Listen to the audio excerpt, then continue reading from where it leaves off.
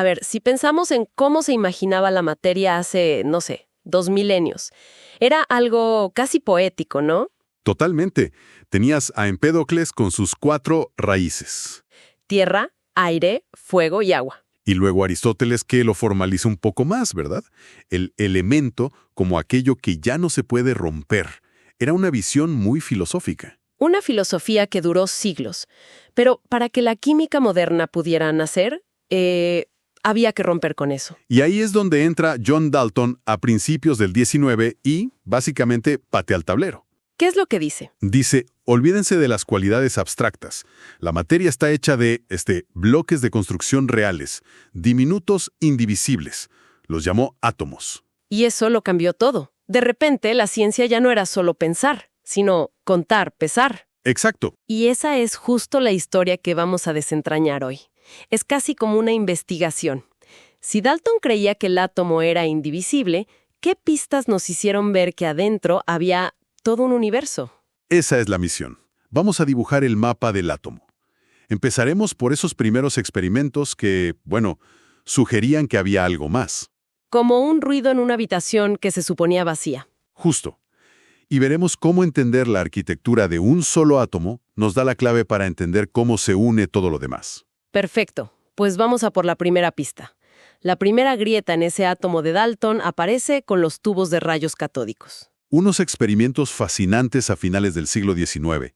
Básicamente, tubos de vidrio al vacío a los que se les aplicaba un voltaje altísimo. Y apareció un rayo misterioso. Sí, y un científico, J.J. Thomson, se obsesionó con entender qué era ese rayo. ¿Y qué descubrió? Descubrió que podía desviarlo con imanes. Y siempre se desviaba de la misma forma, como si fuera un chorro de partículas con carga negativa. Pero lo realmente increíble fue otra cosa, ¿no? Sí. El detalle crucial fue que no importaba de qué metal estuviera hecho el cátodo. Podía ser cobre, platino. Daba igual. Las partículas eran siempre idénticas. O sea que no eran propias de un material, sino... universales. Exacto. Su conclusión fue revolucionaria. Estas partículas, los electrones, tenían que ser un componente de toda la materia. Un momento.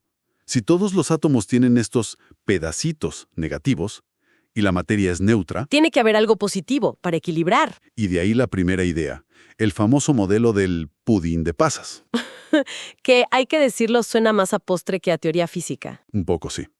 Pero bueno, imaginaba el átomo como una esfera de carga positiva difusa, el pudín. Y los electrones incrustados, como pasás. Era una hipótesis razonable, pero se sentía que faltaba algo. Hacía falta un experimento más contundente para mirar adentro. Y ese fue el experimento de Ernst Rutherford. Su idea era, en esencia, dispararle a la materia.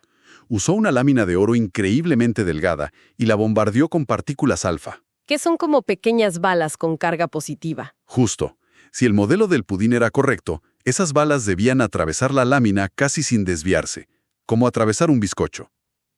Y al principio, eso fue lo que pasó, ¿verdad? Sí, la inmensa mayoría pasaban de largo. Pero entonces, vieron algo que no tenía ningún sentido. ¿Qué fue lo que vieron? Una de cada 20.000 partículas más o menos no se desviaba un poco. Rebotaba hacia atrás. Rebotaba. Sí, el propio Rutherford dijo que era como disparar una bala de cañón a una hoja de papel de seda, y que ésta rebotara y te golpeara. Imposible, según la física que conocían. Totalmente imposible. ¿Y qué conclusión sacas de algo así? Sacas una conclusión que te obliga a redibujar la realidad. Para que una partícula positiva rebotara así, tenía que haber chocado con algo muy denso y también muy positivo. Y ahí vino la idea que, te vuela la cabeza. Que el átomo es en un 99.9% espacio vacío. ¿Cómo? Casi toda la masa y toda la carga positiva están concentradas en un núcleo diminuto en el centro, y los electrones giran en esa inmensa nada a su alrededor. Espera, entonces todo lo que sentimos como sólido, esta mesa, mi cuerpo, ¿es en realidad una ilusión? Es una ilusión creada por campos de fuerza. La solidez es la repulsión entre las nubes de electrones de nuestros átomos y los de la mesa. ¡Wow! O sea, Rutherford nos dio la imagen del átomo que todos conocemos. Núcleo con protones y neutrones y electrones orbitando. Exacto. Pero, como siempre en ciencia, resolver un misterio abre otro. Y uno muy grande. Si el núcleo es positivo y los electrones negativos se deberían atraer, el electrón debería caer en espiral y el átomo colapsar en una fracción de segundo. ¿Por qué no lo hace? Esa es la pregunta del millón. Y la respuesta nos obliga a salir de la física clásica y entrar en el mundo cuántico. Un mundo muy extraño. Profundamente extraño. Y el primero que dio un paso en esa dirección fue Niels Bohr. Bohr fue el que propuso que los electrones solo pueden estar en ciertas órbitas, ¿cierto? Como si tuvieran lugares permitidos. Exactamente. Como los peldaños de una escalera. Puedes estar en el primer peldaño o en el segundo, pero no flotando en medio. Y para saltar de un peldaño a otro necesita un paquete de energía exacto. Un cuanto. De ahí cuántica. Y eso explicaba perfectamente por qué los elementos emiten luz solo en colores muy específicos. Porque esos colores son la energía de los saltos entre peldaños. Justo. Vale, entiendo lo de los peldaños de energía, para que no colapse, pero me cuesta imaginar un electrón que simplemente desaparece de un sitio y aparece en otro. Es que la realidad es aún más extraña. El modelo de Bohr fue un paso de gigante, pero la mecánica cuántica de Schrödinger lo llevó a otro nivel. Y reemplazó las órbitas por los orbitales. Y aquí es donde la intuición nos falla. Un orbital no es una trayectoria, no es un caminito. Las fuentes lo describen como una nube de probabilidad. Y ahí es donde, bueno, mi cerebro hace cortocircuito. Es normal. Usemos una analogía. Piensa en un ventilador de techo apagado. Vale. Puedes ver cada aspa, su posición es clara. Esa sería la órbita de Bohr. Una ruta definida. Ahora, enciéndelo a máxima velocidad.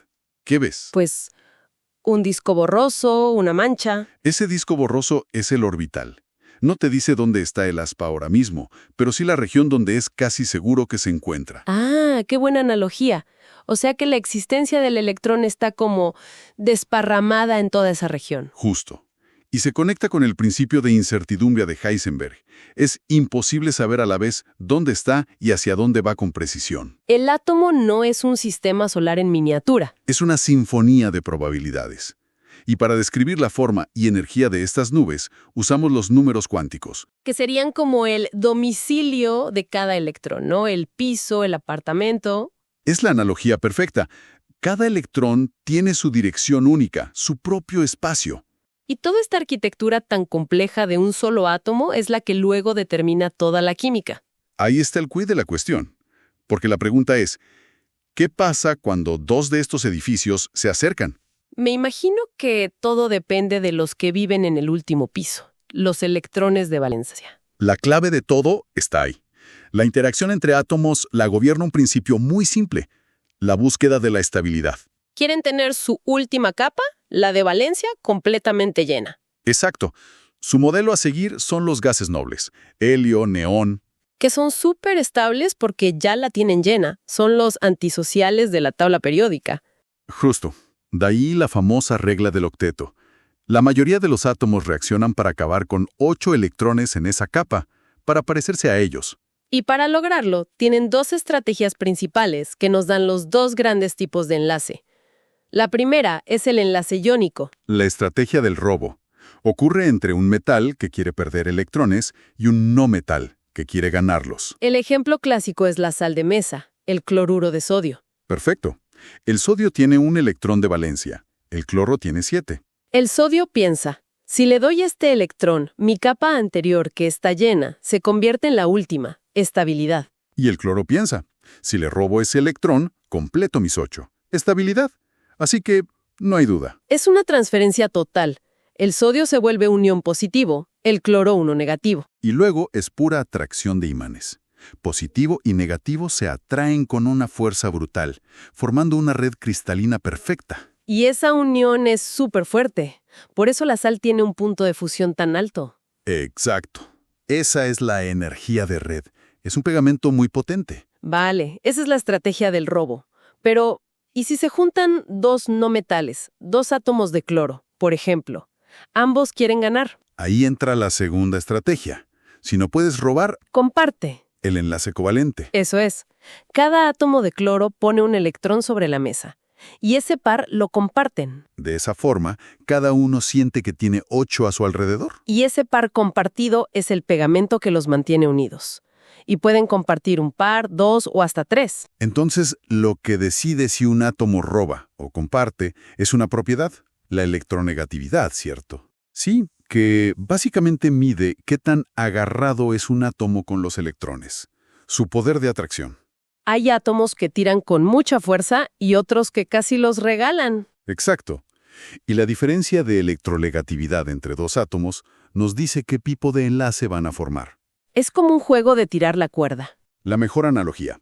Si la diferencia de fuerza es enorme, Uno le arranca la cuerda al otro. Transferencia total. Enlace iónico. si la diferencia es cero, como entre dos átomos iguales, tiran con la misma fuerza. La cuerda se queda justo en medio. Un enlace covalente no polar, perfectamente compartido. Y si la diferencia es intermedia, ni tan grande para robar ni tan pequeña para que sea igual. Tenemos un enlace covalente polar. Justo. Comparten, pero de forma desigual. El más electronegativo tira de los electrones más hacia su lado. Y eso crea una molécula con un polo negativo y uno positivo. Como la molécula de agua. El oxígeno es mucho más electronegativo que el hidrógeno y jala de los electrones. Y esa polaridad es lo que le da al agua todas sus propiedades. Es increíble el viaje. Empezamos con 4 raíces filosóficas y llegamos a una arquitectura atómica gobernada por la probabilidad cuántica. Vimos cómo el átomo indivisible fue, demolido por los descubrimientos de Thomson y Rutherford. Que nos mostraron un núcleo denso perdido en un inmenso vacío. Y al final, vimos que la disposición de esos electrones, esas nubes de probabilidad, no es un detalle técnico, es el motor de toda la química. Esa búsqueda incesante de la estabilidad, de imitar a los gases nobles. Es la fuerza que impulsa a los átomos a robar o compartir electrones, creando los enlaces iónicos y covalentes que construyen todo lo que vemos. Me quedo pensando en una de las ideas de Dalton. Los átomos de un elemento no se pueden transformar en átomos de otro mediante reacciones químicas. Y todo lo que hablamos hoy lo confirma.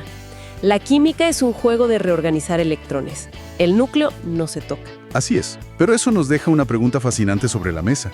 ¿Qué pasa si la reacción no se enfoca en los electrones, sino que logramos alterar el mismísimo núcleo del átomo?